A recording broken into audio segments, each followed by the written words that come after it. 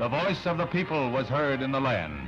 68 million citizens of the United States go to the polls to exercise their cherished franchise, and an overwhelming mandate is handed to Lyndon Baines Johnson, who becomes 36th President of the United States. The man who was thrust into office through the hand of tragedy captures an overwhelming percentage of the popular vote, more than 61%, a plurality over Barry Morris Goldwater of nearly 16 million ballots. It is an historical, sweeping victory, approached only by that of Franklin Roosevelt in 1936. It is an election that crosses party lines, sees 5 states in the solid South defect to the GOP, and has political scientists wondering. It's the president's hometown, and they're proud of it. Many townsfolk are on hand when the polls open, waiting for Mr. Johnson, and he arrives 8 minutes later to cast his vote.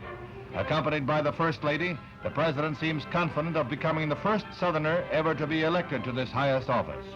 The way he voted would hardly be a top-level secret, but it probably helped swing his home state of Texas into the victory column. Now it's back to the ranch to await the returns.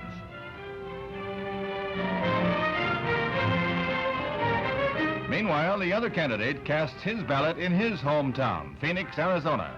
Senator Goldwater was up at 5 in the morning chatting with other amateurs on his ham radio, and then he has a wait of more than an hour in line before he votes. Mr. Goldwater said later he split his ticket. Incidentally, a Democrat was elected governor of Arizona. Did the senator help? Later, with the results in, Mr. Goldwater pledged himself to assist the newly elected president in every way he could.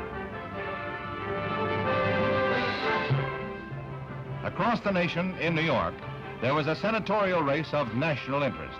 Robert F. Kennedy was on the ballot in opposition to Republican incumbent Kenneth Keating. Overcoming claims of carpetbagging, Mr. Kennedy defeated his Republican opponent. Senator Keating ran 1.5 million votes ahead of the national ticket, but he couldn't overcome the Johnson landslide and the magic of the Kennedy name.